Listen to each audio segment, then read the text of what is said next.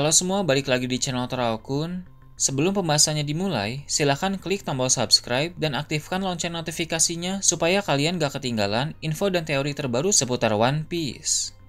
Buat kalian yang mau informasi tambahan soal SBS atau databook, kalian bisa follow Instagram Toraokun. Di sana admin akan memposting soal SBS, databook, dan berbagai teori singkat.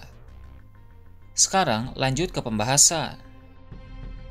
Melanjutkan cerita dalam chapter yang lalu, channel Toraokun kali ini akan membahas kelanjutan dari chapter sebelumnya. Cerita dimulai dengan memperlihatkan Luffy dan Loki dari dunia bawah yang sedang naik menuju ke dunia matahari. Berbeda dengan mereka, Zoro dan Sanji sudah naik lebih dulu dari tadi. Bahkan seperti yang admin Toraokun bahas sebelumnya, sekarang ini mereka sedang bertarung melawan kesatria suci. Alasan mengapa Luffy dan Loki terlambat karena Luffy harus meyakinkan Hajurian terlebih dahulu untuk mengizinkannya membebaskan Loki. Setelah sang pangeran itu dilepaskan, barulah mereka berdua akan bergegas menuju ke tempat kekacauan. Luffy pun bertanya bagaimana kondisi Loki saat ini, mengingat beberapa waktu yang lalu dia mendapatkan banyak luka dari para ksatria suci. Loki pun menjawab berkat mengonsumsi banyak daging Grogisaurus tadi, dia merasa sudah membaik. Intinya kondisi tubuh Loki saat ini sedang dalam keadaan yang siap tempur. Begitu mereka berdua memasuki dunia matahari, Luffy dan Loki secara tidak sengaja bertemu dengan monster-monster mimpi buruk ciptaan Gillingham yang sekarang sedang berkeliaran untuk meneror banyak desa di Elbaf. Tentu melihat makhluk-makhluk tersebut membuat mereka berdua tidak bisa tinggal diam. Luffy dan Loki pun menghabisi setiap monster yang mereka temui di sana. Si tabi jerami itu pun bertanya makhluk apa sebenarnya yang mereka hadapi itu. Lalu Loki menjawab dia juga tidak tahu karena makhluk-makhluk itu tidak berasal dari pulau Elbaf. Loki menduga bahwa kemunculan para monster tersebut adalah ulah dari para ksatria suci.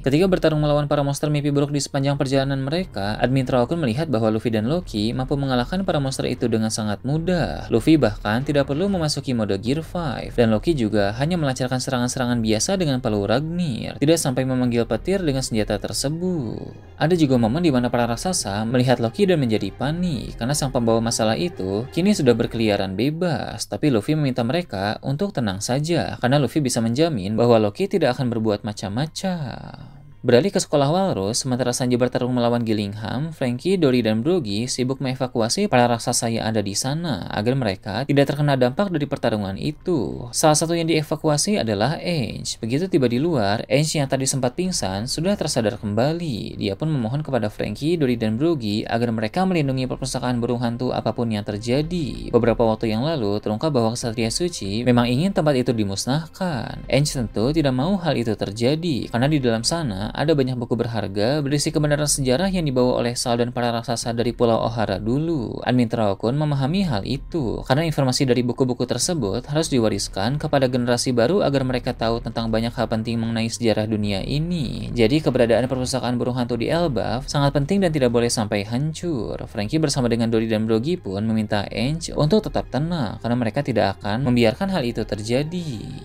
Berpindah ke tempat lain yang jauh dari sana, Pulau Hachinoso yang sedang kacau parah ditampilkan kembali. Seperti yang telah admin Toraokun bahas sebelumnya, awalnya bajak laut Kurohige terdesak karena harus menghadapi bajak laut Akagami dan marinir sekaligus. Namun tiba-tiba, para aliansi Kurohige berdatangan ke pulau itu. Garp dan Sengoku pun pergi ke area pantai untuk menghadapi para bajak laut yang datang. Sedangkan Shanks dan kawan-kawan tetap di tengah pulau untuk fokus melawan para kru inti bajak laut Kurohige.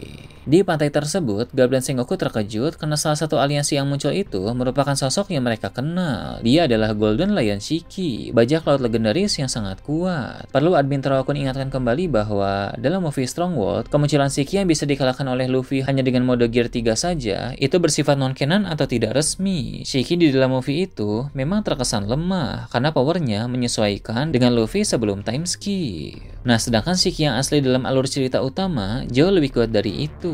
Dia adalah salah satu petinggi dalam bajak laut Rocks dulu, jadi tentu kekuatannya sangat diakui oleh Rocks di Sebek. Jadi kemunculannya di Pulau Hachinosu ini akan membawa dampak yang sangat besar.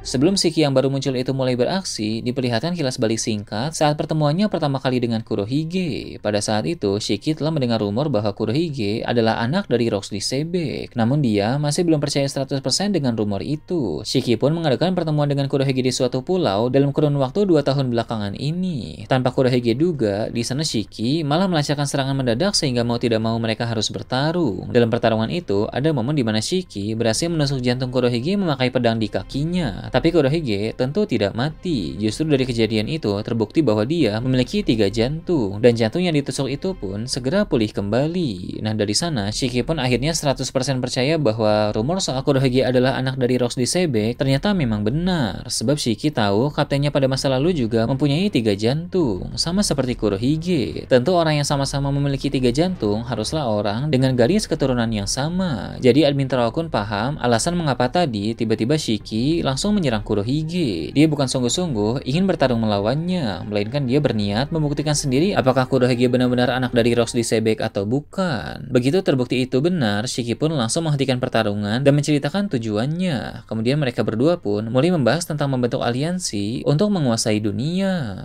Kembali ke masa kini, Garp dan Sengoku pun bertarung melawan Shiki. Di sana Garp bilang mereka akan menghancurkan Shiki seperti dulu. Seperti dulu yang Garp maksud di sini, menurut admin Terowakun merujuk kepada kejadian di Marineford puluhan tahun yang lalu. Bila kita ingat kembali dalam One Piece Chapter 0, tak lama setelah Roger dieksekusi, Shiki datang ke Marineford. Dia tidak terima dengan kematian rivalnya itu, sehingga dia berniat untuk menghancurkan markas besar Angkatan Laut. Tentu Garp dan Sengoku tidak tinggal diam. Mereka menghadapi Shiki yang mana dalam pertarungan tersebut, Shiki kalah lalu dijebloskan ke Impel Down. Shiki pun memotong kedua kakinya yang dirantai dengan batu laut, kemudian mengganti kakinya itu dengan kedua pedangnya, sehingga dia bisa kabur dari penjara Impel Down. Nah, untuk cerita yang ini bersifat canon atau resmi, karena berasal dari chapter 0 yang merupakan dibuat oleh Oda sendiri, bukan dari movie. Dengan kata lain, insiden itu masuk ke dalam alur cerita utama. Sekarang ini, Shiki bilang kepada Garp pertempuran akan berbeda dengan waktu itu, sebab dulu Shiki hanya datang sendirian, sedangkan untuk saat ini ada banyak aliansi Kurohige yang juga muncul di sana. Tak lama berselang, para aliansi yang terus berdatangan itu pun mulai turun dari kapal mereka masing-masing. Tak sedikit dari orang-orang tersebut merupakan bajak laut tangguh yang telah memiliki nama besar di lautan. Bersama dengan Shiki, mereka pun segera mengepung Garp, Sengoku, dan pasukan angkatan laut yang ada di sana. Perlu admin Terowakun ingatkan kembali bahwa jumlah marinir yang ada di sini hanya sedikit saja, sebab mereka bergerak bukan atas misi resmi dari Akainu, melainkan mereka hanya diajak oleh Sengoku. Jadi secara jumlah, angkatan laut yang datang ke Pulau Hachinosu kalah jauh dari armada aliansi Kurohige, tapi jumlah tidak selalu menjadi penentu kemenangan. Garp dan Sengoku ada di sana sehingga kedua legenda itu tidak akan membiarkan musuh seenaknya. Sengoku pun segera berubah ke dalam mode Daibutsu, sedangkan Garp memancarkan aura haki yang kuat, pertanda siap untuk bertarung habis-habisan. Sementara itu, Koby yang juga ikut bersama dengan Sengoku ke Pulau Hachinosu terlihat tidak berada di pantai bersama dengan yang lain, melainkan dia mendatangi sel-sel penjara di dalam Pulau Hachinosu untuk mencari tahu apakah ada orang yang bisa diselamatkan atau tidak. Dari salah satu sel, dia mendengar ada seorang wanita yang meminta pertolongan. Rupanya wanita itu adalah Puding, sebab Puding memang telah ditangkap oleh bajak laut Kurohige sejak beberapa waktu yang lalu, karena dia adalah ras mata tiga yang mana ras tersebut bisa membaca huruf kuno Poneglyph apabila kekuatan mata ketiganya sudah bangkit. Koby pun hendak membebaskan Puding, tapi tiba-tiba Karibo muncul di sana. Si manusia lumpur itu ingin menggagalkan aksi Koby karena dia mau cari muka kepada Kurohige agar mendapat pujian darinya. Admin Terowakun paham dengan tindakan Kurohige tersebut karena Karibo adalah penggemar berat dari Kurohige. Jadi dia akan melakukan apa saja demi mendapat pujian dari sang Yonko itu. Berhubung Karibo ingin menghentikan Koby, maka pertarungan pun akan segera terjadi. Sangat menarik untuk melihat bagaimana perkembangan kekuatan Koby sekarang ini.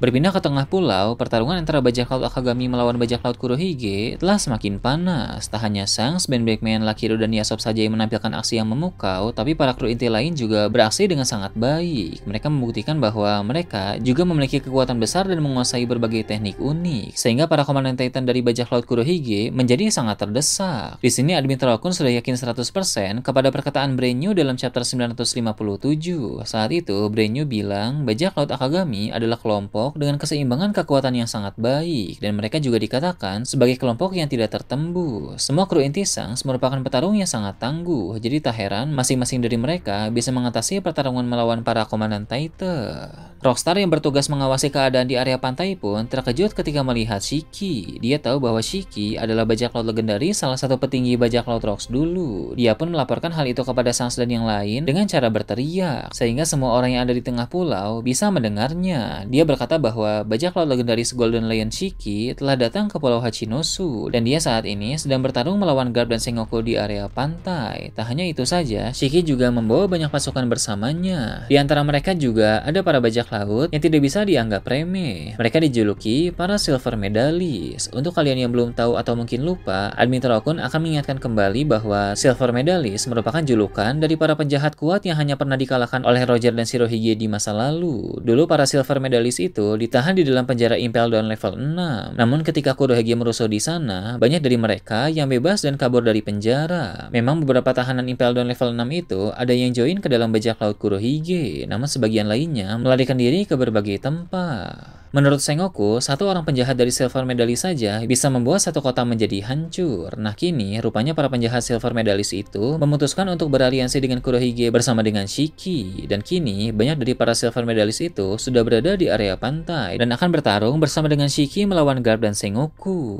Sans dan kawan-kawan pun kaget mendengar hal itu. Tak disangka, bajak laut legendaris seperti Shiki mau beraliansi dengan Kurohige. Ben Beckman pun berkata, setelah mengetahui fakta bahwa Kurohige memiliki 3 jantung sama seperti Rose di Sebek, tak heran orang seperti Shiki mau menjadi aliansinya. Karena Shiki pasti mengakui bahwa Kurohige adalah penerus Rose di Sebek, jadi dia pun tertarik untuk bekerja sama dengannya demi mewujudkan ambisi mereka menguasai dunia. Kurohige pun tertawa dan bilang, inilah hal yang sudah aku persiapkan sejak lama. Jika Pulau Hachinosu diserbu oleh pihak musuh seperti kelompok Yonko lain atau pihak angkatan laut, Kurohige sudah menghubungi para aliansi untuk membantu mereka di sana. Sans pun kemudian memerintahkan Rockstar untuk menghubungi aliansi mereka juga. Seperti yang sudah Admin Taro Kun bahas, Sans juga memiliki para aliansi kuat yang akan dia hubungi ketika keadaan mendesak seperti sekarang ini. Jadi aliansi Sans terbagi menjadi 2 bagian. Ada aliansi lemah yang hanya ikut bernaung di bawah nama Sans demi perlindungan saja, dan ada juga aliansi kuat yang memang kekuatannya terbilang sangat besar. Kini sudah saatnya bagi Sans dan kawan-kawan memanggil para aliansi kuat itu.